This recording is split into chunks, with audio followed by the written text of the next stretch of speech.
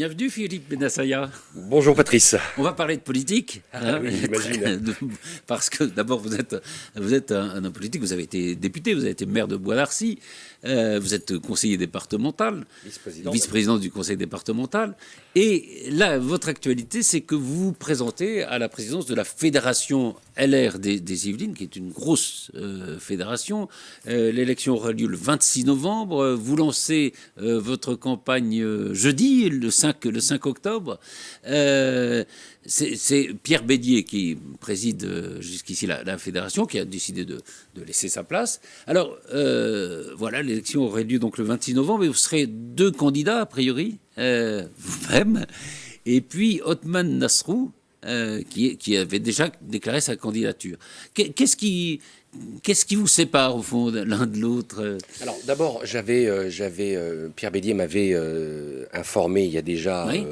Des mois et des mois qu'il arrêtait la présidence des Républicains en 78, et je lui avais dit, si c'est dans ce cas-là, si tu arrêtes, je souhaiterais me présenter pour continuer le travail, mais renforcer la dynamique, et on en reparlera, mais un peu rajeunir les cadres et trouver des nouveaux moyens de militer, parce que les Républicains sont un parti classique, conventionnel, oui. Et c'est vrai que quand on voit l'offre aujourd'hui en France, il y a des partis qui ont adopté des moyens de militantisme beaucoup plus modernes. Et c'est ce que je veux faire avec cette fédération que, vous l'avez dit, Patrice, qui est importante, qui structure le territoire, parce que les Républicains sont bien présents dans les Yvelines.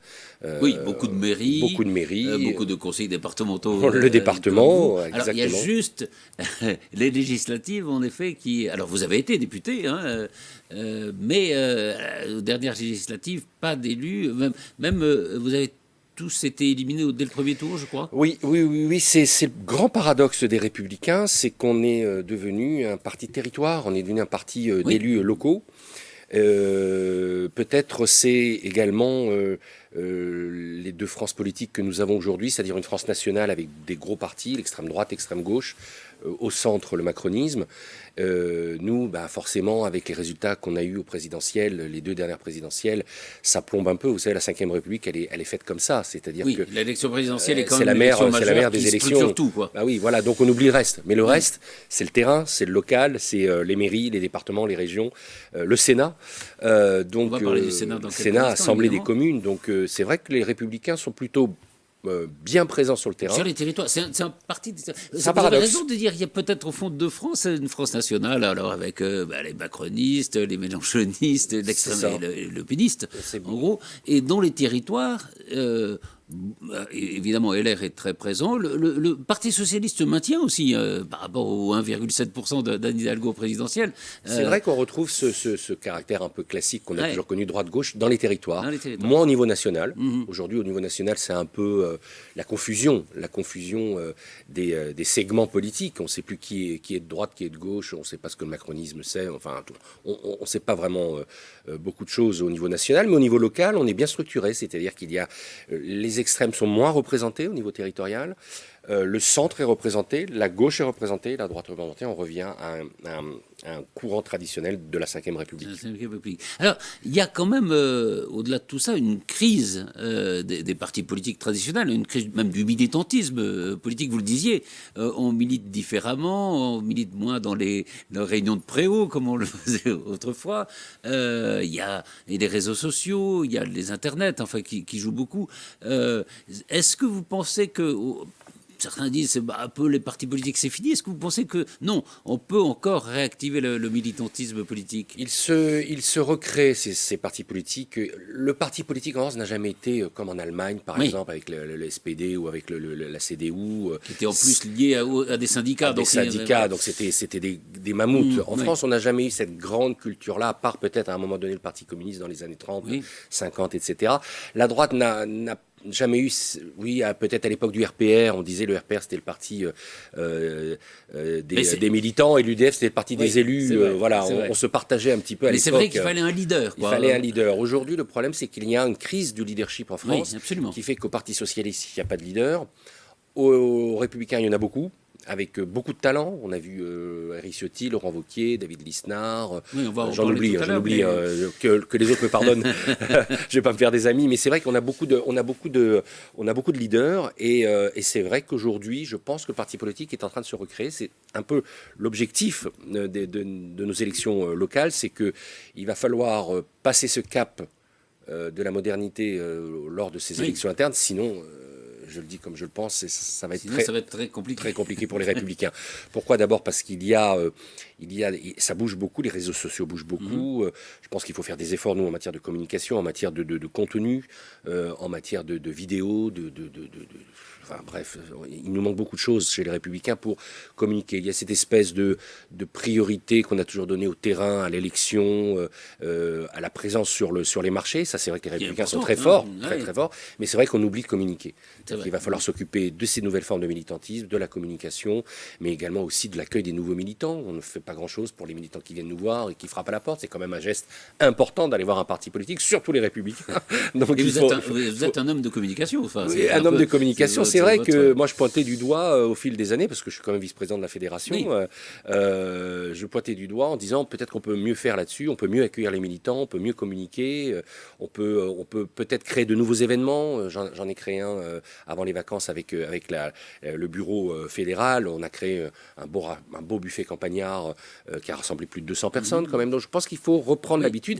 Et puis je mets un bémol quand même, Patrice, c'est que le Covid nous a cassé les pattes. C'est vrai. C'est vrai que c'est plus compliqué. C'est plus compliqué, mais pas que nous. La culture, les musées, les théâtres, les cinémas, c'est un peu la même chose. C'est très difficile de sortir aujourd'hui, et quand on sait qu'une part des militants sont âgés, est âgé, donc c'est compliqué. On a l'âge moyen On a des jeunes. On est peut-être un peu plus faible sur les cadres, et on a des personnes un peu plus âgées. C'est un peu le profil politique des partis, sauf peut-être à la NUPES. Qui sont un peu plus jeunes. Et le Rassemblement national qui est très très jeune. Et Reconquête également, qui est un parti assez jeune. Voilà. Mais les partis traditionnels restent traditionnels voilà, dans la pyramide d'âge. Alors un mot encore sur cette élection du 26 novembre. Donc vous êtes deux candidats. Othman Nasrou, qui est candidat, était votre suppléant quand vous étiez à l'Assemblée nationale. Est-ce qu'il y a deux lignes politiques, ou est-ce que c'est plus une question de personnalité au fond? Non, c'est Othman, comme vous l'avez dit, a été mon suppléant à l'Assemblée nationale. Nous avons gagné ensemble. Voilà, on a essayé, j'ai essayé d'expliquer que peut-être qu'une candidature unique sur une élection interne était Ce sont les militants qui votent. Voilà, bien sûr, à jour. Était mieux perçue par les militants, une candidature unique. Peut-être que, compte tenu de son jeune âge les enjeux. Et compte tenu de mon âge certain, peut-être qu'on pouvait faire une passation de témoins dans le temps qui aurait été plus appréciée des militants et plus agréable. J'aurais commencé le travail, il l'aurait continué et parachevé. Voilà. Bon, après, la politique est faite de beaucoup d'imprévus. Il y a tous les sujets de reconnaissance, d'envie d'exister, d'envie de militer, d'envie de faire beaucoup de choses. Bon, voilà, je respecte sa candidature. On sera deux, c'est dommage, je le regrette, vraiment, je le regrette. Mais on ira au combat proprement, et puis que le meilleur gagne. Voilà. Je reviens un petit peu à ce qu'on disait tout à l'heure, c'est-à-dire que le LR très présente sur le territoire des Yvelines, encore une fois dans les mairies, dans les cantons. Il y a eu cette défaite aux législatives, et je reviens à ce que disait Pierre Bédier après cette défaite. Il disait c'était très difficile pour les candidats LR d'expliquer l'intérêt d'un vote d'opposition à l'extrême centrisme comme l'extrémisme. Oui. Et c'est vrai qu'on s'est demandé, il y a deux circonscriptions qui ont été gagnées par LFI, enfin par la NUPES. C'est les deux circonscriptions où il y avait des sortants LR. Hein. Parce qu'en fait, avec mon collègue Michel Vialet, qui lui était élu à Mantes, et moi j'étais élu dans une partie de la Ville Nouvelle, dans la 11e. 11e, pardon. Dans une partie de la Ville Nouvelle, Trappes, La Verrière et Lancourt. Nous avons été élus dans des quartiers populaires. Pourquoi ? Et c'est là où on revient peut-être à l'élection interne. Michel Vialet à Mantes comme moi, nous sommes des élus un peu chevronnés. On a été Oui. maire, on a Oui, été vous connaissez le conseiller terrain. Ouais. régionaux, départementaux, députés. Mhm. On a cette connaissance du terrain, on connaît bien les Yvelines, on y est depuis des années et des années. L'ancrage local, l'ancrage du terrain a beaucoup joué dans l'élection législative. Je pense à lorsqu'on a été élu. Ensuite, la circonscription, la 11e circonscription, la mienne, elle prend, comme on dit, le vent. Oui. C'est-à-dire, elle prend Ah le oui, vent. c'est une Dès qu'il y a- circonscription qui voilà. bouge en C'est-à-dire, fonction dès que... des élections présidentielles, Voilà, en fait. voilà. Ouais, je Alors, suis- vous allez me dire non, parce que le président Macron ayant gagné... vous avez peut-être- gagné, vous. peut-être que la candidate Ah oui. macroniste aurait dû être élue. Non, parce que d'abord, elle était parachutée, comme d'ailleurs le président, comme le candidat LFI, trop récemment parachutée, donc elle a peut-être pas eu le temps de prendre le pouls Oui. du terrain. Et puis il y a eu cette espèce de Mélenchon Premier ministre et toute cette espèce de surcom d'LFI qui a Qui a été une influencé bonne probablement, campagne, enfin, oui, qui a influencé probablement la jeunesse. Oui. Et c'est comme ça que Campagne efficace, en tout cas. que les deux circonscriptions populaires ont basculé LFI. Je suis pas sûr que dans le temps ces circonscriptions, on en reparlera peut-être Oui. que je me trompe. Bon, bah, c'est Bah, je suis probable qu'elles puissent changer. probable Elles ont changé déjà par le qu'elles passé. vont rechanger, je pense. Mais est-ce que vous regrettez pas, au fond, après, faire de la politique, c'est savoir avec qui on est, contre qui on est. Est-ce que vous regrettez pas, au fond, qu'il n'y ait pas eu d'alliance entre les candidats macronistes et vous, et les candidats de LR, contre, par exemple, la NUPES? On me l'a proposé, moi, sur la circonscription. J'étais député sortant. Oui, vous étiez député sortant. J'ai été oui. approché,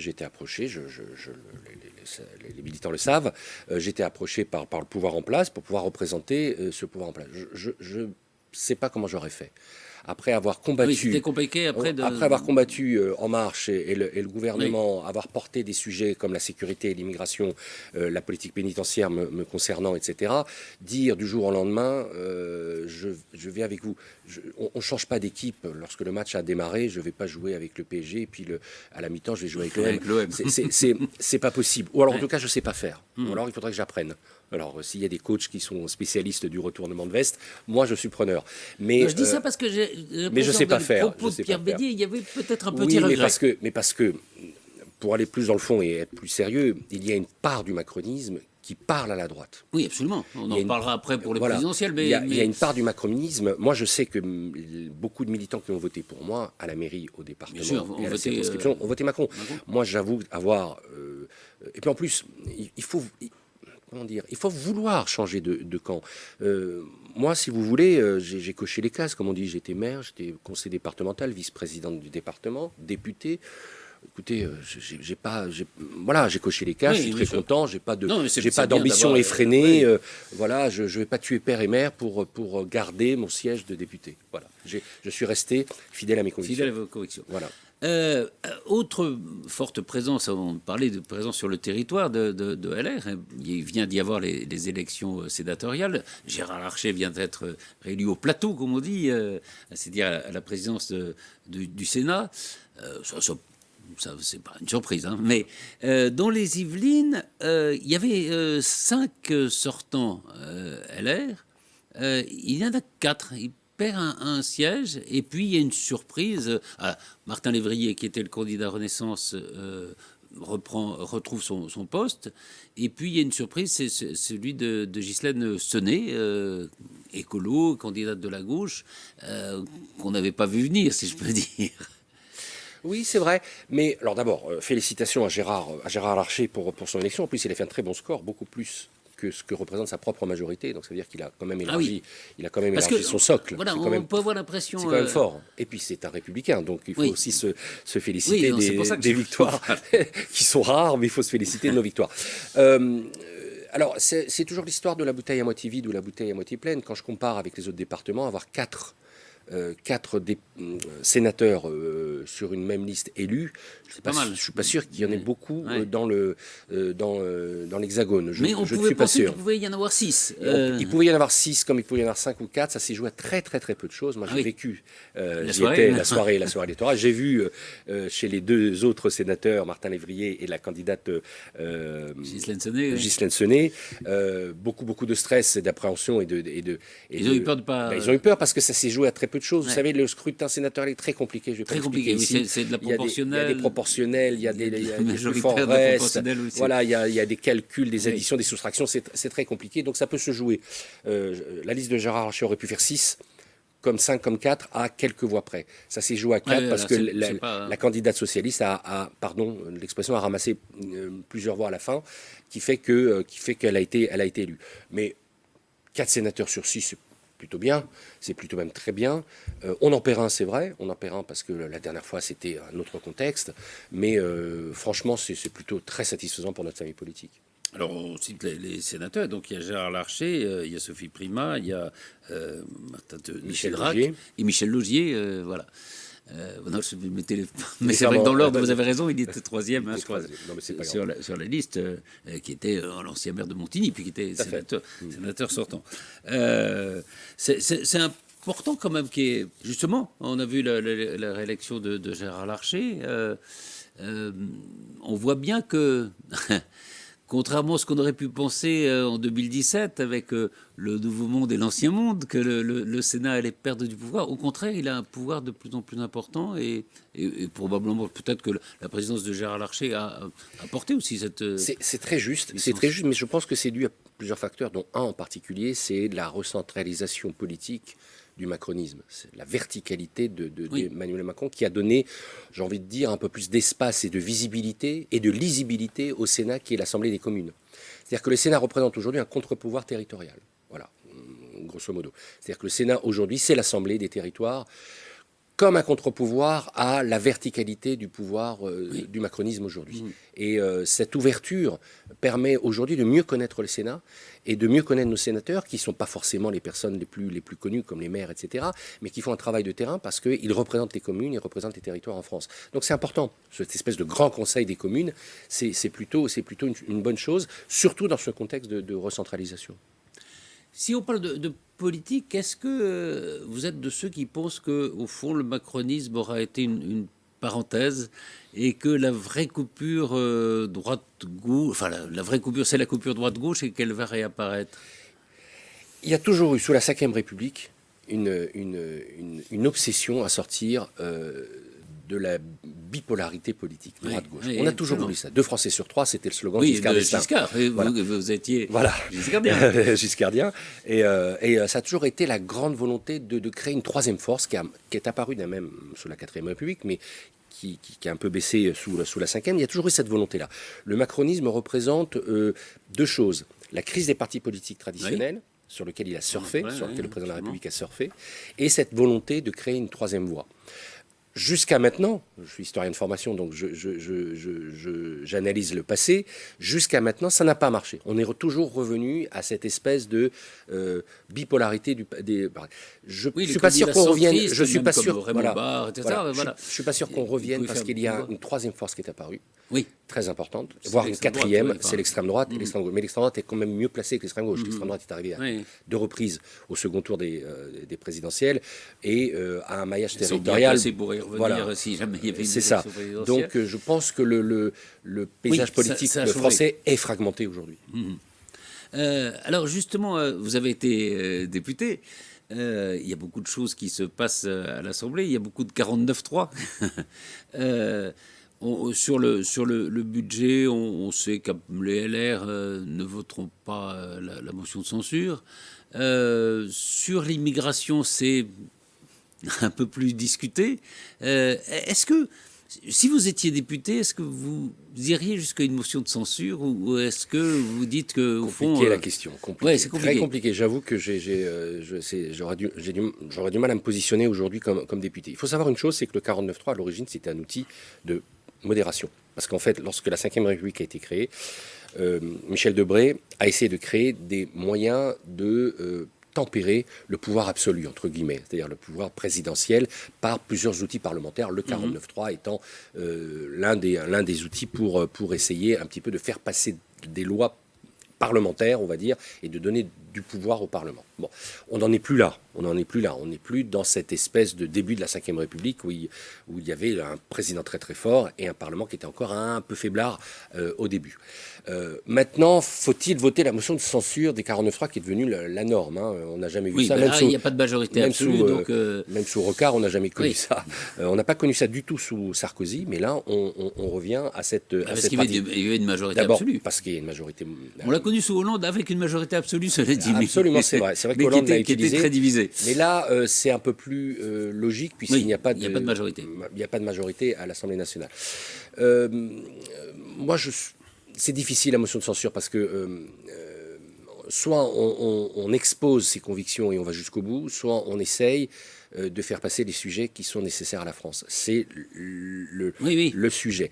Moi, je ne suis plus à l'Assemblée nationale, c'est très facile de lire sur un plateau. Non, mais si vous aviez un conseil à je donner serais à vos collègues députés. Je serais plutôt à un moment donné de censurer le gouvernement lorsque les sujets sont clivants. Très important. Sur l'immigration, c'est un sujet important. Si la majorité a besoin des LR pour faire passer des lois nécessaires à la République, c'est bien. Sur le budget, bon. Sur le budget, c'est un office différent. Après, c'est plus compliqué le budget. D'abord parce que vous défendez vous-même les amendements dans le budget, vous n'allez pas vous auto-censurer. Bon. Et puis c'est le gouvernement. Enfin, voilà. C'est la position du gouvernement. Je pense que sur les sujets qui marquent la droite, la sécurité, l'immigration. Là, je pense qu'il y a une réflexion à avoir sur la motion de censure. Donc oui, c'est pas impossible. Dans ce cas-là, Emmanuel Macron a dit très clairement, il y aura des solutions. Est-ce que c'est pas un risque que prendraient les députés sortants LR de revenir vers les électeurs aujourd'hui? C'est un risque pour tout le monde, parce que alors les premiers qui risquent, c'est la majorité. Oui. C'est les députés Renaissance. Eux sont vraiment en grande difficulté. On peut penser qu'il y aurait encore plus de députés je dirais que les députés NUPES sont également LFI, sont également compte tenu de la pagaille, la pagaille à l'extrême gauche, mais on revient à la pagaille qui a toujours été entre trotskistes et staliniens, entre PC et gauchistes. On a toujours eu cette bagarre sous la Ve République. Il y a les divisions de la NUPES qui... Voilà, donc personne n'est gagnant dans une dissolution. Ouais. Voilà. Maintenant, ça appartient au président de la République, ça, je ne sais pas s'il arrivera à dissoudre, je ne sais pas. C'est après une motion de censure, qu'est-ce qu'il peut faire? Le gouvernement démissionne. Non, la motion de censure n'implique pas une dissolution. Pas forcément la dissolution. Mais un changement de gouvernement. C'est peut-être une menace aussi qu'il a sortie bien sûr. vis-à-vis des députés. Alors, justement, vous parlez d'immigration, il y a une chose qui peut-être divise un peu la droite LR, enfin, qu'on a du mal à comprendre, c'est le positionnement vis-à-vis du Rassemblement national. Il y a une grande théorie, qui c'est celle de Chirac, pas de compromission avec l'extrême droite. On voit, par exemple, sur le projet immigration, il n'est pas très très loin, par exemple, du projet du RN. Certains disaient qu'il y aurait peut-être une scission, justement, entre les LR qui resterait dans l'histoire de LR, dans la tradition de l'ADN de LR, pas de compromission, et puis certains qui voudraient une alliance avec la droite et l'extrême droite, comme on peut le voir dans certains pays européens. Quelle est votre position là-dessus? L'immigration est une folie politique française. C'est-à-dire que si vous n'en parlez pas, on vous le reproche dans 30 ans en disant vous n'avez pas été là au moment. On vous reproche même, on nous le reproche de ne pas avoir appliqué le fameux programme RPR-UDF de la fin des années 80 sur l'immigration qui était maintenant comme par hasard très très bien rédigé et très bien fait. Et si vous en parlez, vous faites le jeu du Front National. Donc que faire? Voilà. Soit on en parle parce que nous sommes un parti responsable et nous en avons parlé dans le passé, mais à l'époque quand on en parlait, on était traité de fachos. Que faire? Voilà, que faire? Donc, c'est une vraie folie. C'est-à-dire que si vous avez des sujets qui ressemblent à la Macronie, enfin, pas qui ressemblent, mais dont vous êtes proche du gouvernement, ou si vous avez des sujets proches de l'extrême droite, vous êtes coincé. Donc, à un moment donné, il faut avoir la liberté de parler de ce qu'on a envie de parler, de ce dont on a envie de parler. L'immigration est un sujet français qui est aujourd'hui transversale. Il y a 10 ans, on ne pouvait pas en parler. Il y avait une espèce de bien-pensance de gauche qui nous interdisait de parler d'immigration. Voilà le résultat aujourd'hui. C'est-à-dire qu'aujourd'hui, l'immigration est une vraie problématique française qu'on aurait pu régler si on avait laissé la droite en parler librement. Si on l'avait traité comme il fallait le traiter, voilà. C'est-à-dire comme un sujet technique plutôt que passionnel d'ailleurs. Mais exactement, c'est pour ça que je parle de folie politique. Oui, c'est devenu, parce que c'est vrai que vous avez raison, c'est pas un homme, voilà, c'est pas un homme politique qui va changer le système d'immigration en France. C'est un système en entier qu'il faut changer. C'est-à-dire que l'État, les préfectures, qui sont eux responsables de l'entrée et de l'intégration des populations étrangères en France via plusieurs canaux, les logements sociaux, etc., etc. C'est pas un homme politique qui va changer tout ça. Si on peut en parler en effet de manière technique et de régler ce problème-là, ce serait quand même pas mal. Mais à une époque, on ne nous entendait pas. Mais je reviens alors sur la question politique. Est-ce que vous êtes de ceux chez les LR qui disent jamais d'accord avec le RN? Ou est-ce que... Et puis il y a une autre tendance qui dit pourquoi pas faire un grand mouvement de droite et de... Mais vous savez, quand on dit pourquoi pas faire un grand mouvement de droite, dans ces cas-là, il faut être les plus forts dans l'alliance. Oui, parce que sinon, est-ce que ne serait pas le LR dans ce cas-là? Sinon, vous vous retrouvez comme le Parti Socialiste aujourd'hui avec la NUPES. Oui. Donc, n'en parlons pas. Comme le Parti communiste du temps de la voilà. de la Donc, n'en parlons pas. Je pense que l'intérêt des LR, c'est de retrouver le socle de droite et de retrouver le segment de droite qui a toujours été le nôtre, et donc de récupérer ce que une partie de la Macronie a perdu, nous a fait perdre. Quoi. Voilà, c'est ça. Déjà, récupérons notre socle de droite. Mais quand Nicolas Sarkozy dit celui qui gagnera en 2027 sera celui qui arrivera à faire l'alliance entre Zemmour et Macron. C'est étonnant. Après avoir tressé des louanges au président de la République, aujourd'hui, il nous demande de regarder à notre droite. C'est bizarre. C'est un peu... Je ne vois pas comment on peut faire l'alliance entre les deux. Je ne sais pas. Mais très honnêtement, je suis un peu étonné de cette intervention de l'ancien président. Alors, il y a évidemment les élections présidentielles qui se préparent. Laurent Wauquiez, qui est le candidat d'Éric Ciotti, puisque, Éric Ciotti qui préside le LR, est sorti du bois, comme on dit, en disant qu'il était prêt. Comment ça va se passer justement à votre avis la présidence? C'est compliqué à dire. Je ne demande pas qui sera élu en 2027, mais du côté de la droite, parce que il y a en effet Laurent Wauquiez, mais il y a des gens comme Édouard Philippe, comme Gérald Darmanin, peut-être comme Bruno Le Maire, qui viennent aussi de chez vous et qui peuvent être aussi candidats. Vous voyez, on revient à la mer des batailles. On parlait tout à l'heure de la Ve République. La mer des batailles, c'était les présidentielles. On revient toujours sur cette question des présidentielles. On est à 3 ans des présidentielles. C'est-à-dire qu'en 2017, lorsque Emmanuel Macron a été élu, en 2014, donc 3 ans avant, personne ne connaissait Emmanuel Macron. Absolument. Donc, qui va connaître le candidat qui sera notre candidat ou le candidat de la droite en 2027. Ouais. Voilà. Donc, il y a plusieurs candidats qui sont sur la ligne de départ, c'est vrai, à l'intérieur même de notre parti. Il y a des gens comme Lisnard, il y a des gens comme il y a Aurélien Pradier qui pense, qui réfléchit, il y a Xavier Bertrand, il y a Laurent Wauquiez dont on a parlé, et probablement d'autres, je n'en sais rien. Et puis il y en a d'autres à la périphérie des Républicains, comme Gérald Darmanin, Bruno Le Maire ou Édouard Philippe. Voilà, ça c'est la photo actuelle des candidatures de 2027. Je ne suis pas sûr qu'on aura ça à la fin. Oui, et on voit généralement que les favoris qui sont favoris 2 ou 3 ans avant n'y arrivent. Exactement, il ne faut jamais en parler, je pense, 3 ans avant. C'est trop tôt. Mais est-ce que vous pensez... Il y a une enquête des enquêtes du CEVIPOF qui montre ça, qu'il y a une droitisation de la France. Est-ce que vous pensez que l'élection va se jouer justement à droite ? Oui, il y a une droitisation des thématiques en France aujourd'hui, ça c'est vrai, avec l'immigration, mais avec aussi le social et toutes ces questions-là, mais pas que, je ne pense pas. D'abord, il y a les thématiques environnementales qui sont importantes, donc je ne suis pas sûr que... Moi, je suis issu d'une génération politique où on disait une élection présidentielle se gagne au centre. Absolument. Voilà, il faut pouvoir rassembler à un moment. Voilà. Nicolas Sarkozy a fait une campagne présidentielle où il a gagné à droite, très à droite. Oui. Voilà. Et encore que la première présidentielle, il cite aussi Jaurès, il fait venir Glucksmann. Il a convoqué tous les... Beaucoup moins dans la deuxième, à mon avis. Oui, mais... Beaucoup moins dans la deuxième, et il a perdu. Il a perdu. Aujourd'hui, avec la puissance que représente le Rassemblement national, je ne suis pas sûr.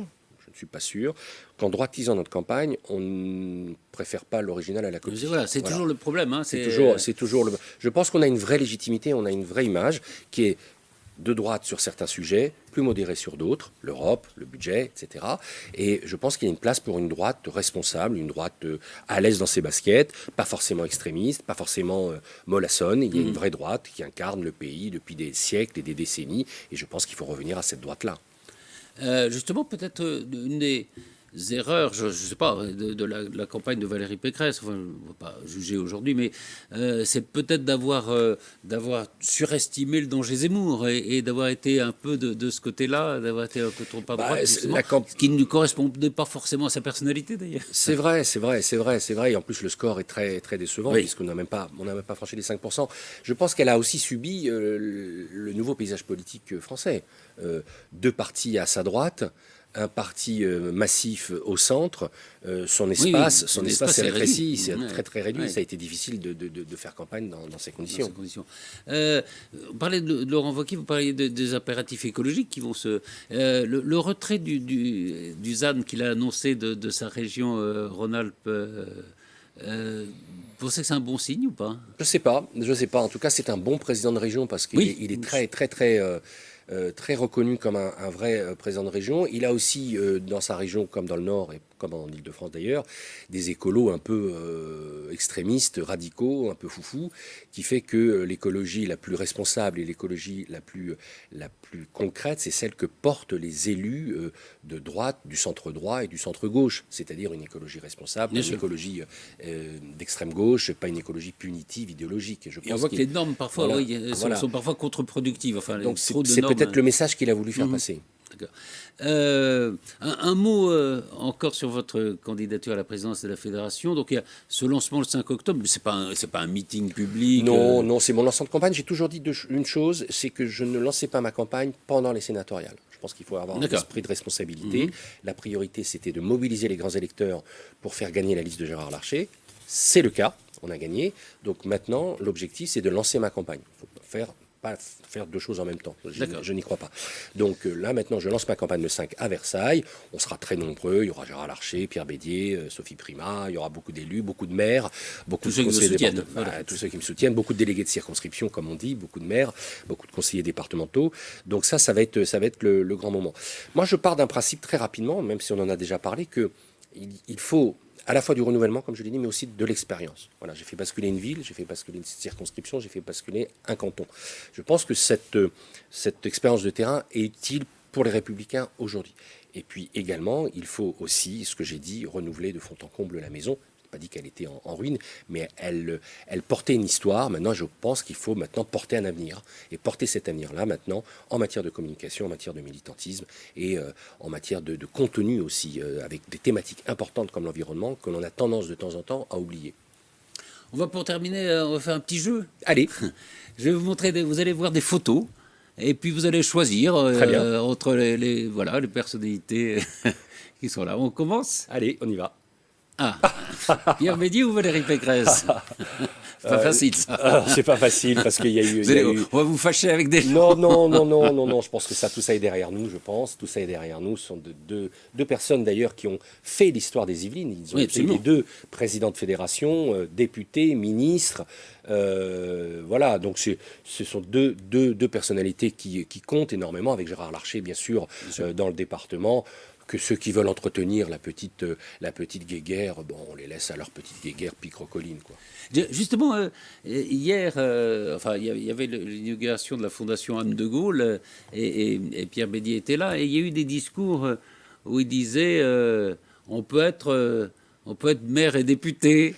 Oui, ça serait bien. Ça serait bien. Oui, je pense que la question du cumul des mandats va probablement revenir. Vous serez pour le cumul limité, mais on va pas rentrer dans les détails. Je pense que le non-cumul des mandats, c'était une question d'air du temps. On a voulu faire plaisir un peu à l'heure du temps en disant on va faire du renouvellement. On n'a fait aucun renouvellement parce qu'on s'est retrouvé avec des députés à l'Assemblée nationale, et je l'ai connu, à l'Assemblée nationale sans ancrage local. Donc on les voyait un peu batailler pour s'intégrer dans leur propre territoire. Deuxièmement, je pense qu'on peut facilement aujourd'hui... Alors, J'étais député conseiller départemental, je ne peux pas être député et maire. Et maire. C'est quand même quelque chose d'un peu incroyable. Alors qu'on limite le nombre d'habitants d'une mairie parce qu'on estime qu'au bout de 100 000 ou 200 000 habitants, les grandes on villes, peut faire les deux. voilà. Mais on ne favorise pas le renouvellement en lâchant l'un ou l'autre. On ne favorise rien puisqu'on met quelqu'un de son équipe à la tête de la mairie. Ou, voilà, donc c'est un peu une hypocrisie, un peu l'air du temps. Quoi. Je suis pour le retour du cumul. Qui est une tradition républicaine d'ailleurs. On continue avec les Allez, photos. on y va. Ah oui, alors ça c'est Laurent Wauquiez, David Lisnard, Xavier Bertrand. Oh là là. S'ils sont, il n'y aura pas de primaire, je crois, mais enfin bon, on peut en rajouter. On peut en rajouter. Il n'y aura pas de primaire. J'ai plus la photo, je me souviens plus du troisième. C'est David Lisnard. Ah oui, David Lisnard, oui. Oui, David Lisnard, la grande originalité de David Lisnard, c'est qu'il représente les territoires. C'est un grand Girondin, je pense, un grand Girondin décentralisateur dont on aura probablement énormément besoin dans cette campagne 2027. Xavier Bertrand et Laurent Wauquiez sont des grands présidents de région. Ce sont ce que j'appelle moi les notabilités politiques. Ce sont des gens qui sont ancrés dans leur territoire. Ce sont d'anciens ministres, d'anciens députés. Je pense qu'on a de la chance aux Républicains d'avoir ces trois-là. Vous allez me dire, je fais une réponse de Normand, mais très honnêtement, choisir entre l'un ou l'autre, c'est un peu tôt d'abord. C'est un peu difficile. Mais je mettrai quand même l'originalité de David Lisnard parce qu'il représente justement ces territoires. Vous voyez, je ne savais pas que vous alliez faire ce jeu-là. Je parlais tout à l'heure de la décentralisation et je pense que c'est important. Autre photo. Ah, Macron ou Le Pen? Ni l'un ni l'autre. Ni l'un ni l'autre. Au deuxième tour, vous avez fait un choix, non? Qui m'appartient, mais non, ni l'un ni l'autre. D'accord. Je pourrais en dire beaucoup, mais il y a des qualités aujourd'hui dans le Rassemblement national, il faut être honnête, le renouvellement des cadres, des députés jeunes, un ancrage finalement dans les territoires pour un parti qui n'était pas très bien ancré. Je pense que Marine Le Pen a raté ces deux débats politiques, donc elle n'a pas encore pris la mesure du poste. Emmanuel Macron, c'est le en même temps que moi, je ne voulez pas. J'en veux pas, voilà. Autre photo. Ah, Mélenchon ou Roussel? Roussel. Moi, je suis sûr de votre réponse. Ouais, voilà, Roussel, pour une chose, c'est parce que même si je ne suis pas du tout communiste, et loin de là, et je l'ai même combattu dans ma jeunesse, je pense que Fabien Roussel incarne quand même une certaine idée de la République, qui n'est pas la mienne, mais il incarne. Il vient, on l'oublie un peu souvent, parce qu'on demande toujours à des gens d'extrême droite de se justifier par rapport au Rassemblement national.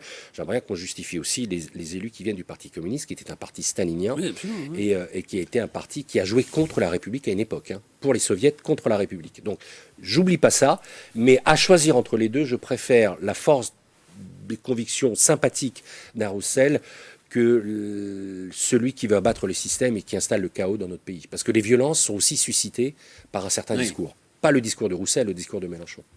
On dit que c'est l'homme préféré l'homme de gauche préféré des Français, mais c'est aussi l'homme de gauche préféré de la droite. De la droite, oui, c'est possible. On disait ça de Rocard. Oui, c'est vrai. Allez, une autre photo. Ah, Guylaine Senet ou Sandrine Rousseau? Allez, priorité à notre sénatrice départementale. Sandrine Rousseau, c'est un animal médiatique qui a probablement des problèmes de reconnaissance parce qu'elle parle de tout et de rien en même temps. Donc, je préfère la force du terrain. On continue. Ah oui, alors là vous jouez sur mes... Oui, alors ça, je sais sur ma corde. Sir Paul McCartney, même si j'adore Mick Jagger, et que j'ai adoré le voir parler à Gérard Larcher lors du dîner au château de Versailles. C'est toute ma jeunesse, et les disques que j'ai à la maison, bien sûr, les CD. Je crois que vous êtes un fan absolu des Beatles. Non? Oui, un fan absolu de Paul McCartney, parce que c'est le plus grand, probablement, compositeur de pop musique qui a laissé une trace incroyable et qui a influencé tous les grands groupes. Vous interrogez n'importe qui, Mick Jagger compris, ils se réfèrent tous aux Beatles. Oui, mais Mick Jagger aussi, j'aime bien. Classique du XXe siècle, d'ailleurs. Ah oui, tout à fait, absolument. On continue. Très bien ces deux photos, très bien. Alors là, j'étais un peu plus jeune à gauche. Alors oui, est-ce que c'était très jeune, maire ou député? Qu'est-ce qui vous a plu le plus? Maire, je pense. Maire, parce que on décide. Oui. On décide. Député, j'ai adoré, c'était un honneur. J'ai travaillé sur des sujets incroyables. J'ai rencontré des gens extraordinaires. J'ai fait partie des plus belles commissions de la République. J'étais président de la commission d'enquête parlementaire sur les prisons. La prison, ouais. J'ai voyagé, j'ai travaillé sur le terrain, j'ai représenté ma 11e circonscription. C'est un très très beau travail, presque intellectuel, j'ai envie de dire. Mais maire, c'est d'abord un plaisir d'être reconnu dans sa propre ville qu'on adore, que j'adore. Et On voit les résultats de ce qu'on fait. Et on voit les résultats de ce qu'on fait. La ville a totalement changé avec le mandat que j'ai fait. Et c'est vrai que c'est l'échelon de la proximité et l'échelon de la décision. Allez, une dernière photo. Mais je prendrais les deux, hein, si c'était... Oui, voilà, avec le cumul des mandats. Absolument. Ah ouais. Yael Braun-Pivet ou Gérard Larcher? Grande qualité, Yael Braun-Pivet comme présidente c'est de bien l'Assemblée une femme, nationale. d'abord, Voilà, c'est très très bien. Elle est des Yvelines d'abord. Oui, ils sont tous les deux des Yvelines. On est les deux présidents des assemblées. Gérard Larcher plutôt que Yael, parce que même si j'ai travaillé avec Yael Braun-Pivet à l'Assemblée nationale au dernier mandat, c'est quelqu'un de très bien. Mais voilà. Voilà, oui, proximité. Proximité avec Gérard Larcher, bien sûr. Merci beaucoup, Merci, Philippe. très sympa, très, très bien. Merci. Et donc, je rappelle donc l'élection, enfin, je le rappelle, mais ça ne concerne que les militants à jour de cotisation de LR. À jour de cotisation au 26 octobre. Vous voyez, un mois avant, en 26 octobre, on clôt les adhésions. Et l'élection, c'est le 26 novembre. Voilà, absolument. Merci beaucoup. Merci.